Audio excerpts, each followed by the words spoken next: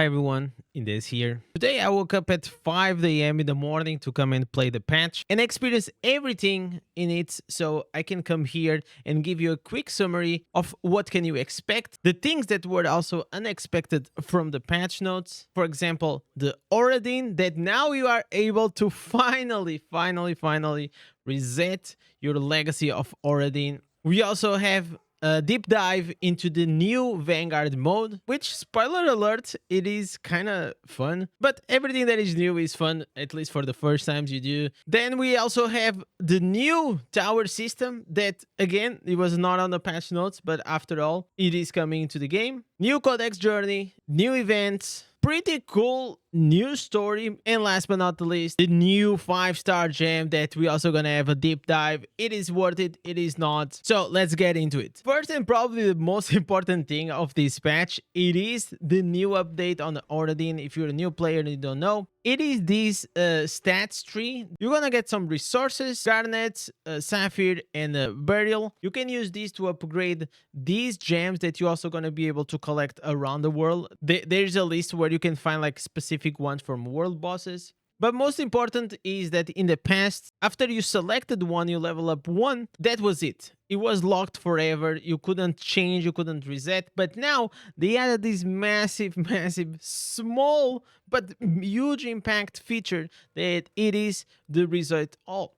So you can come here, you can reset everything. And as you see, now I recovered all the materials that I have. Of course, I only been playing for 5 months. I am free to play, so my resources are way less if you're a spender, because you will have more access to these specific keys, the aspirant keys, that then you use these keys, you open more chests, and with these chests you get more materials, and with them you can upgrade in a faster way. So there are two ways that you should be upgrading this. If we go with a more generic like PvP/PvP one, I will definitely go with a yellow, red, and purple vessels, because they are focused mainly on armor penetration, and this one armor and armor penetration. So you're gonna all in your stats into more damage and more defenses, which is very important for PvP. But let's imagine like you're a necromancer, or even if you're a bard like me that loves to play with dodge, especially in PvP. I'm going with the full potency, so we can level it to a maximum of 23 this one. Then I'm gonna go with armor. Armor, in my opinion, it is probably one of the most important secondaries that you can have. And then we go with the armor pen and armor, again, because my priorities when it comes to this build, it is armor, potency, and armor penetration, right? And again, because I'm playing with dots, my priorities is armor, potency, and armor penetration. And unfortunately, I wouldn't even take the armor penetration if there was a vessel that will give potency and armor. That one will be super good, because like that you could literally just funnel all your points into armor and potency, but you can't. So the only alternative you have, it is this one, potency and resistance. For me, I feel like resistance is a bit lackluster compared to the armor, because since most of people, they focus pretty much like 90% of the people in BGs, you want to definitely have that armor up on your character, so you are way more tanky and you don't get one-shotted, not only from whales but also from people around your level. Oh my god, I fucked up. So to just sum up, if you're playing with dots build, go with the yellow one, the black one, and the purple one. And if you are playing with the burst build damage, raw damage, go with a yellow, red, and purple. So since we are here already, let's talk about the new Accursed towers. And oh my god, boys, I didn't do my towers, man. I didn't do my towers. I was like pretty tired. I was gonna do them, but then I was like, okay, maybe I'll go to bed a bit earlier and I wake up at 5 so I can play the patch and then do like this video. And one of the first thing I was gonna do, also besides checking the patch, was like doing my towers. And then I check here and I was like, there's no towers. So, well, we have a new season coming into the game regarding the towers. there's gonna be a few changes in the way this is gonna work. Now we're gonna have Tower Alliance. So pretty much now you're gonna be able to have joint defense to a certain tower. So I feel like this is awesome because I've been saying to a few people that cared a lot about the guild they are, and more important about the guild they are in this game, it is the alliance that you are. So whenever you consider joining a certain clan, look to who are they allied with. Usually in this game there's like 3 guilds, they make an alliance. So then if they win against the immortals, if they win against the immortals, then they can rule the immortals reign together. So you always have the immortal guild, and then the immortal guild can invite 2 guilds to support each other. So that's why it's called an alliance. This is a bit of a convoluted system. I think it's too complex, but I'm sure like there are videos explaining in very, very deep detail how the immortals and shadows work. So now I think we'll have to wait for next week to see how these towers is gonna work, because right now I don't think the officers can actually select any kind of tower, but it is pretty exciting to have a few new changes coming to the game. Then very quickly, there is the new Hero's Journey Chapter 5 that you have here. All you need is complete this. I saw the tasks. They seem like pretty doable. There's nothing really hard here. There's also the Chapter 6, which it doesn't bring anything like super extreme. As long as you play the game, you're gonna do this quite easily, just with your daily logins and progression on the game. We also have the new events. There's nothing here like too exciting. You have this one, you just do some tasks. We have the Toil of Virtue. Again, you just go, you do some bounties, you do the Vanguard, and then you can just collect like these rewards. Like I'm gonna collect now. I'm gonna collect the legendary crest. Let's go. Really good way for free-to-play players to get freebies like these legendary crests or the Turtleic Pearls. And then we have here another recruit a friend. So if you guys want, so please help out like this free-to-play player. If you can, be kind enough, use your code for me to get the, man, this is actually pretty good. More than the crest, I'm actually excited for the gems. That's the most impactful thing in general. But with this crest, we can get a good gamba. And I am actually trying, guys, to reach to the 100 legendary free-to-play crests. I already spent 10 for the Mirror Jewel, but here we are on the 34. So probably like what, around next year, maybe we won't do 100, maybe we'll do like 50, maybe. Let's see. So now with the quick things out of the way, let's go to the big things that came on this patch. If you guys go to the Abyssal Ereban room, you now will see this new portal right here. And please, can we have the Monster Answers book here, man? It sucks so badly, man, to do Ereban or Abyssal, and every 10 instances you're gonna have to teleport yourself and then come back. It's just like, please just put a book here, man. There is here there is so much space. If you find a way to put this big thing, just please find a way to put a book. Thank you. That's my request. So the Gate of the Vanguard, how does this work? Very quickly, you're gonna have 5 levels. To unlock each level, you're gonna have to beat the previous one. So right now I'm at level 3. When you get to level 3, it actually gets a bit harder. You're gonna need like a really good players, because first you're gonna have to replenish these crystals that are in the map. There are 3 of them, and after you do the 3 of them, there's this huge boss, like a raid boss that your party has to kill, but it is pretty beefy. So later on I'm gonna do a really good party, and probably I'm gonna try to beat these. Most likely I'll also try to beat the level 4. But as a quick summary, you got 5 tries for better rewards. You see here, you have an increase of getting high quality boost. Right now, as you see here, I have my normal charm, which actually sucks. But if I scroll down, now I have this one. It's a rank 4 already. So the way I do, you're gonna equip it. Whenever you keep, like, look at this 250% bonus inside the Vanguard, which is really good because the multipliers are just insane. And more than damage, what you're gonna need, it is a bit of survivability. Of course, we're not talking about whales. We're talking about like, people just starting out, or people still like, or the free to low spenders. The way you want is just like keep farming, keep leveling up the rank of your charms. The way you do it is not only you can drop higher ranks, but also you can go, and if you have extra, the same way as any other resources, you salvage them, you're gonna get like this dust, the Vanguard charm shards, and then you click on the one you want and you're gonna upgrade it. For now, because I feel like everyone is still like very low level on their charms, the healing one, it is pretty nice. I also changed these offhand, the Falling Thunder, for the healing one, so I'm pretty much immortal inside the Vanguard. I don't die, but still the goal is at the end to do the most damage possible, right? But for now you can't because your charm is low level, so combat that. Put some defensive instance. Also, you can run with a brawler Paragon to become more tanky, to get some shields. Also, you can also go here, you can equip the Benefactor if you want, to just help your team to survive even longer, especially for barbarians, right? Because the lightning rod damage is actually not that meaningful, so probably if you're doing harder content, this one might even be better to just use it. Don't forget to actually go, and when you're out of the Vanguard, to change back to your normal charm, which I feel like is such a stupid thing. Why don't you make a different system? Just why can't you make this in an automatic way, that whenever I go inside Vanguard, I have this charm. Whenever I'm outside of the Vanguard, I don't have it. Why make it a thing that I have to keep swapping, man? It's such a pain in the ass.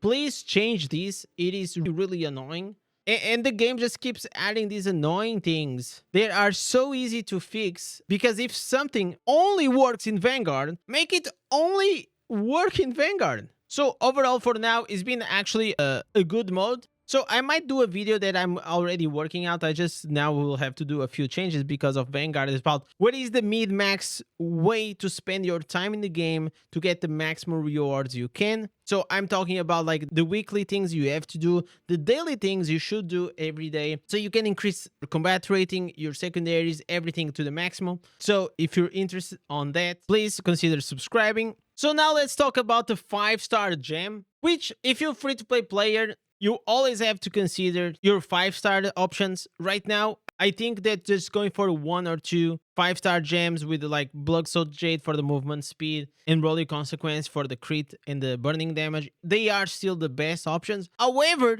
very, very interesting this gem is, of course, we got here on the screen, your favorite bald immortal YouTuber, Habu, the man himself. He went and he pulled for the 5-star, and well, the damage, it is incredible. It's like you have the 4 set pieces of grace that each time you attack 5 times, it does that extra damage. But the OP thing about that set bonus in PvP, whenever you're trying to heal yourself, it stops the bandage, which is super annoying. I don't think this gem is working in that way, because otherwise will be so overpowered, because you're gonna see, look, just the summons attacking, and look how many times it's proccing. Every time you see this clause here, it is proccing the gem. Also, this is a buff, so with your increased beneficial effects duration, the 6 seconds of the buff is gonna increase to what, maybe 9-10 seconds, which then, if you consider that the gem has a 20 seconds internal cooldown, it means that pretty much every 10 seconds it is proccing, because you got the proc, then you have it for 10 seconds, then you wait for 10 seconds again, and it's like you always have it active, right? Not only that, as you're gonna see here, this procs in all mobs. Every time that you're gonna have your buff on, as long as you attack the targets, even with your summons, and so everything procs. Summons, dots, everything. Look at that. Look at that. Look at all these mobs dying. It is incredible. I feel like this gem, I was fucking wrong, man. I admit I was wrong, because I was thinking more in a way of like bottle hope, kind of like increased damage. So the way I was seeing, oh, this is gonna be like the attack speed bottle hope, but I was not expecting this kind of damage from the gem. It is actually insane. Imagine this together. Bro, imagine this. If you are using the 4 pieces grace, you gotta pull for this gem. Bro, I am considering pulling at least for the rank 1, because I feel like it will be so good If you guys remember, I mainly use dots, okay? So if I switch, for example, the Gloom Cask for that gem, I think it's gonna be worth it, because like this Gloom Cask, it is only also rank 1, but I feel it with all the damage over time that I have with the bleeds and everything, it's just gonna be worth it. But as a wise free-to-play player, I'm gonna have to wait. I'm not gonna let the FOMO take the best of me, because, you know, that's what sometimes happens. But it is a very exciting gem, man. Definitely, I would consider. Works very well for every build. It's a universal gem that you guys can use on your setups. And now please do me a favor. I know that you guys are probably already subbed to this beautiful young man, right? But if you're not, go there, give him a like on this video, subscribe to him. He deserves it. He streams daily. You're probably also gonna see me in the chat. And there's nothing more beautiful than all communities supporting all creators from the biggest to the lowest. Hey, post-editing Indez. I literally just forgot like 2 super important things. Probably the things I was most excited about this patch. And it was like the 1 star that is gonna increase your skill damage and your skill attack speed. That gem, it is a banger, S tier gem. So if you're a new beginner, go put it on. You put like Berserker Eye, Entropic Gem, and Everlasting, and those are probably like the 3 best 1-star gems for the overall classes, right? And this gem, I will probably build it to replace probably maybe one of mine, because it is way easier for me to level up my 1 stars than my 2 stars, and especially the 5 stars, right? And there is of course like the 2-star gem for Frost Mage. I still didn't test that one. Probably I'm not even gonna test. I'm gonna check like someone using it, and then I can give my opinion on. But if you're probably a Frost Mage or Wizard, you can definitely go for it. I think it's gonna be a banger. And since we're speaking about the Frost Mage, we can talk about the Battlegrounds, which I played like 3 matches today to do the dailies, and I felt it, man. I was doing like slightly less damage, but I was surviving way more time than before. I'm still a potato because I play at like 4,400 rating. All I get matches is with whales, and that's probably like the main reason why I play Barb. But nevertheless, I feel like you guys gonna also feel the difference. So please tell me in the comments, because for me, I kind of felt it, but like it's also like only 3 matches, so I can't be sure, and you guys maybe have a different opinion. So that's all I wanted to add. Well, back to you in this. And so if you're still here, this is the secret call. Put the timestamp. I was here. Type in the comments, I was here. Is today the secret call? Is for the real ones that they watch these videos almost until the end. So thank you so much if you're still here. So for the last 2 things, there is here also a quick change that they did on the HILT trader. Some people were thinking that, oh my god, now we can have 35 keys per day? Holy shit. No, you can't. Wait, relax, bro. Relax. The keys are still the same. You are still getting 35 keys, but it is, instead of being 5 every day, now you can get like this in a weekly timestamp. So even though you can miss 1 or 2 days of playing the game, it doesn't really affect your HILT trader progression. So you can still come here and buy. So as a rule of thumb, always buy the legendary crest, the Turtleic Pearl, legendary crest every month, Turtleic Pearl every week, normal gems 100%, all the keys, all of them, because normal gems and aspirant keys, they increase your secondary stats, and those secondary stats are more important than the legendary crest, because secondaries are better than Rezo. Resonance is overrated. Please don't fall into that trap. So also remember that every 12 hours, the HILT trader refreshes this limited time, and all I buy here, it is the normal gems.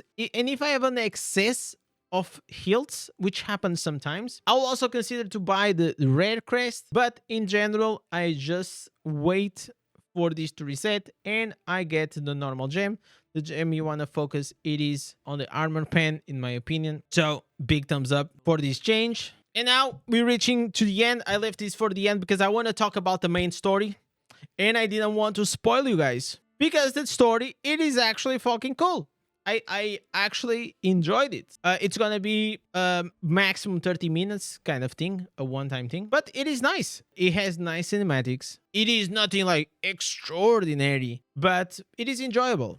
It is something new on the game. It is something you're gonna do. And without getting too many spoilers, but at the end of it, you're gonna get the Eldring. This is the sword of justice that is gonna be giving you by Tyrell, the big white angel that appears in every fucking Diablo game possible, right? So when you activate it, it's gonna give you an extra power. So whenever you keep auto attacking with your primary skill, so in my case I'm using Lacerate, you always have this ultimate skill that when you click on it, it's gonna give you a shield. It's gonna enhance your Lacerate for 12 seconds. And above all, now with this new quest item, you have here the ultimate skill damage to the bosses and elites increased by 10%. This is massive, man. You're gonna hit like crazy, man, with this. So have in mind that right now the ultimate got even stronger, so consider using it. It is pretty powerful and sometimes comes very handy. Most of the times, I'm gonna be honest, I just use it for the shield that gives me is 20%. Hey,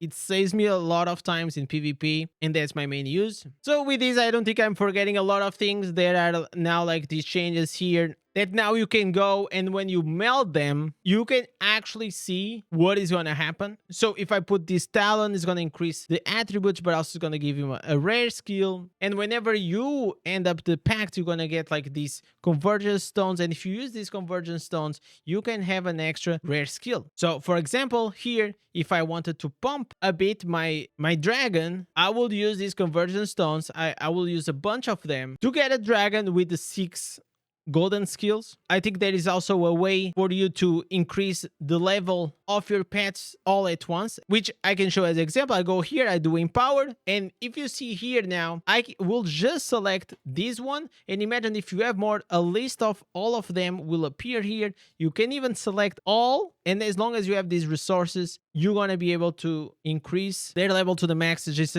in one click. You see, I got it to 30, and of course, like this is not massive, but you know, you stop spending time as going one by one. You can just do all of them at once, which is nice. Here on the challenge rift, now whenever you select the level, you can see the CR. As you guys can see here, I'm on the 287. I don't have enough CR, but if you've been playing this game, you know that there are ways for you to change your build to keep pushing to a higher level than what actually your CR allows you. So like you're like in a 80 to 90% deficit and you still are able to do. For example, freeze mages are incredibly strong at climbing at these very high level ones. Necros also. And there's like this small trick that if you have this armory pet trait, you can kill all the mobs, and before the boss spawn, you go here, you click on your pet, and you switch your loadout to a more boss killing spec for single target. So there's like some tricks that maybe in the future I can also talk about. I'm not like the best pusher because I also play Barbie, and Barbie is like it's pretty okay to push. There are much better classes. And if you go to the leaderboard, you will never be able to reach the guy on top because as a free-to-play player, you can't really compete with a whale. So that's why I just do whatever I can, and what I cannot, I just move on from it. And that's what you probably should do also. But nevertheless, try to do at least once every 2 weeks or something and keep pushing. So that's about it for today. Thank you for watching. I hope you're enjoying the patch as much as I do. And I'll catch you guys in the next one. Peace.